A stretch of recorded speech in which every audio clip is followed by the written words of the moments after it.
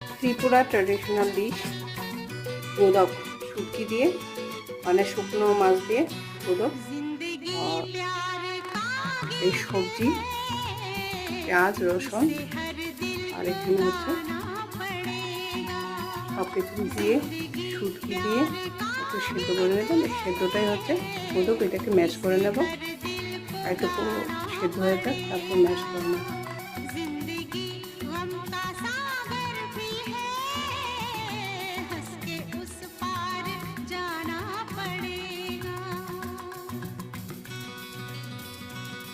কোনো তেল মশলা ছাড়াই এই যে মিক্স সবজি শুটকি দিয়ে, যেটাকে ট্র্যাডিশনাল ডিশ ত্রিপুরা মোদক, এটা নিরামিষ খাওয়া যায়। যার শুটকি দিয়ে খেতে চায় শুটকি দিয়ে, আর নিরামিষ খেতে গেলে হিং দিয়ে বিভিন্ন রকমের সবজি দিয়ে এরকমভাবে শুকিয়ে ভর্তার মতো করে